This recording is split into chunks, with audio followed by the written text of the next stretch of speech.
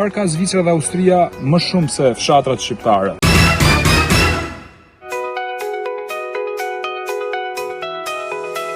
Përshëndetje të gjithëve, ndodhem në atë që quhet rruga për të futur drejt fshatit Mafsheqit, jam në komunën Msulli.